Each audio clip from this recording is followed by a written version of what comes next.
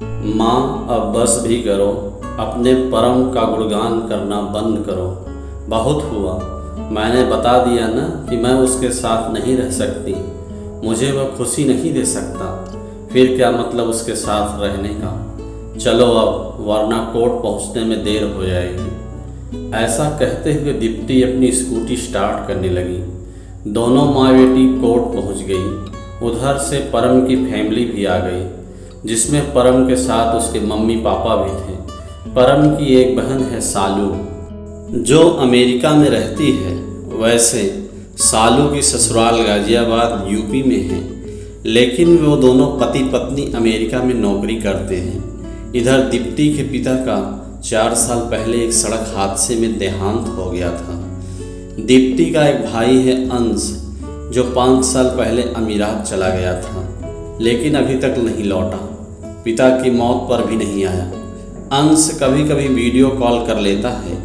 वहाँ की एक लड़की से उसने शादी कर ली है, जो भारत में आकर रहना तो दूर, यहाँ का नाम भी नहीं सुनना चाहती है। उसे वहीं रहना है, बस दोनों अकेली माँ बेटी ही हैं। 4 साल पहले दीप्ति की शादी परम के साथ हुई थी। सालू और दीप्ति दोनों सहेलियाँ थीं। सालू को दीप्ति के घर के हालात पता थे। सालू ने ही अपने भाई परम और दीप्ति के रिश्ते की बात की थी। 1 साल तक दीप्ति की माँ को कुछ खबर नहीं थी, लेकिन उसके बाद अक्सर दीप्ति के घर में क्लेश रहने लगा था। रोज़ थाने और कोर्ट कचहरी के चक्कर, कभी दीप्ति का पति और सास ससुर पर मारपीट का इल्ज़ाम लगाना, तो कभी दहेज के लिए सताना, कभी खाना न देना, तो कभी ससुर पर बहू को छेड़ने का इल्ज़ाम। यहाँ तक कि एक बार तो दीप्ति ने परम पर ड्रग्स इस्तेमाल करने का भी इल्ज़ाम लगा दिया था। इस चक्कर में अक्सर परम थाने में होता था।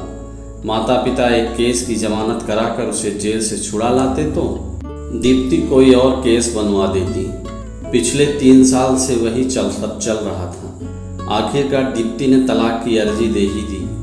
आज इस केस का आखिरी फैसला सुनाया जाएगा। न जाने जज साहब क्या फैसला सुनाते हैं, न जाने वह उन दोनों का तलाक मंजूर करते हैं या नहीं। इतने में जज साहब आ गए। सब और खामोशी छा गई। केस नंबर 788, दीप्ति और परम का तलाक। दीप्ति और परम कोर्ट में हाजिर हों। जज ने दीप्ति से पूछा, तो दीप्ति जी क्या सोचा आपने? सोच समझ कर जवाब दीजिए। आपके हाथ में कोई भी ठोस वजह नहीं है तलाक की। और परम जी, क्या आप भी वही चाहते हैं जो दीप्ति चाहती हैं? दीप्ति बोली, जी सर, मैंने सोच लिया है कि मुझे तलाक चाहिए। इधर परम ने कहा, जज साहब, मुझे समझ नहीं आ रहा है मैं हाँ कहूँ या ना, क्योंकि मैंने दीप्ति को कभी कोई तकलीफ़ नहीं दी और न ही मेरे माता पिता ने। फिर भी दीप्ति ने हम पर ढेरों इल्ज़ाम लगाकर अनेक बार हमें जेल भिजवाया है। जज साहब, मैं कई महीने जेल रह चुका हूँ। मैंने बिना किसी कसूर के पुलिस की मार खाई है, वह भी दीप्ति ने गलत इल्ज़ामों पर। फिर भी दीप्ति अगर तलाक लेने पर अड़ी है तो जैसी इसकी मर्जी। जज साहब दोनों की बात सुनकर बोले, कोई ठोस वजह न होने के चलते यह अदालत तलाक नामंजूर करती है। अगर किसी के पास तलाक लेने की कोई ठोस वजह हो तो ज़रूर बताएं, तभी उस पर विचार किया जाएगा। लेकिन दीप्ति तो तलाक चाहिए था। यह फैसला सुनते ही वह फूट कर रो पड़ी और बोली, जज साहब, मेरे साथ नाइंसाफ़ी ना करें, मुझे तलाक दिलवा दें। मैं मर जाऊंगी इस तरह, मुझे छुटकारा चाहिए। प्यासी धरती सी मैं इस तरह से बंजर बन जाऊंगी, लेकिन मुझे बंजर ज़मीन नहीं बनना।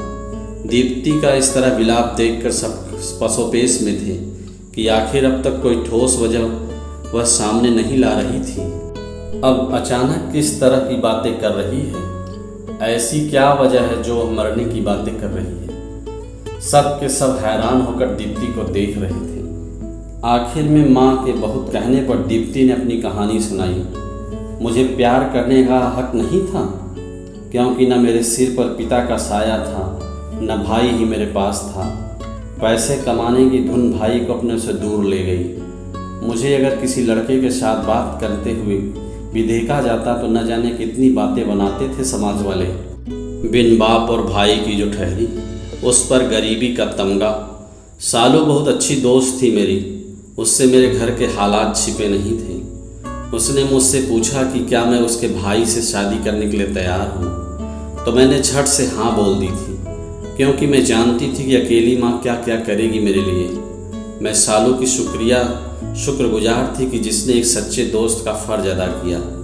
लड़की गरीब हो या अमीर, अरमान सबके दिल में एक जैसे उठते हैं।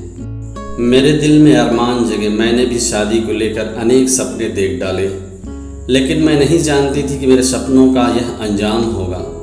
शादी की पहली रात मेरे दिल में 100 तरह के ख्याल आ रहे थे, जिन्हें सोचकर ही मैं शर्म से लाल हो रही थी। लेकिन परम जैसे ही कमरे में आए और बत्ती बुझाकर यह कह दिया कि बहुत ज़्यादा थक गया हूँ, सो जाते हैं। मैं हैरान रह गई यह सुनकर। सोचिए उस समय मेरे दिल पर क्या बीती होगी। अगले 2-3 दिन परम करीब तो आए, मगर मुझे भरपूर पति सुख न दे पाए। मैं अभी भी प्यासी ही थी। सहेलियाँ मुझसे पहली रात का किस्सा सुनाने को कहती, जिस पर मेरे मन की ज्वाला और भड़क जाती, लेकिन मैं किसी से कुछ नहीं कह सकती थी। इसी बात को लेकर एक दिन मैं सालू से झगड़ पड़ी थी। सालू तू तो मेरी सच्ची दोस्त थी, तूने मुझे धोखे में क्यों रखा।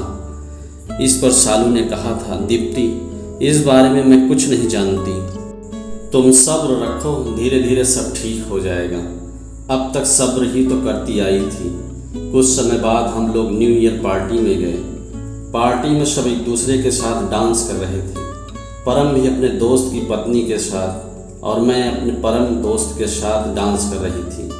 न जाने उसने किस जोश में मुझे पकड़ा हुआ था कि मैं जज्बात संभाल न पाई, बह गई और अपने आप को उनकी बाहों के सहारे छोड़ दिया था। बेताब हो गई उसके आगोश में समा जाने को। कस कर पकड़ लिया उसे और उसके सीने से चिपक गई।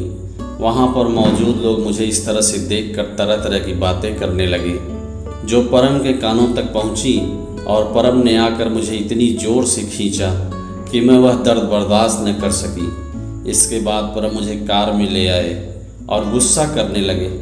उस समय मैं कुछ समझ नहीं पा रही थी और अचानक गुस्से में मेरा भी हाथ परम के चेहरे पर जा पहुंचा।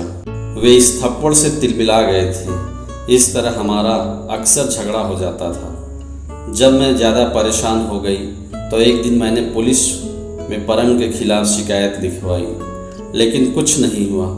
लेकिन इसी बीच अक्सर सास भी पोते पोते की रट लगाती थी, और जब ससुर जी भी बार बार ऐसी बातें करते तो मुझे बुरा लगता था। घर के रोज़ रोज़ के झगड़ों से परेशान प्यासी धरती सी मैं तड़पती रही। मैं जाऊं तो कहाँ जाऊं।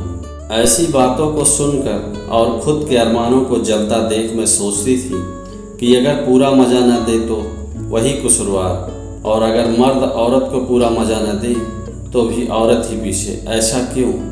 दीप्ति सुबकते हुए अपनी सारी कहानी बयान कर रही थी। सभी चुपचाप से झुकाए बैठे थे। जज साहब कमरे की खामोशी तोड़ते हुए बोले, दीप्ति जी आपका तलाक मंजूर किया जाता है।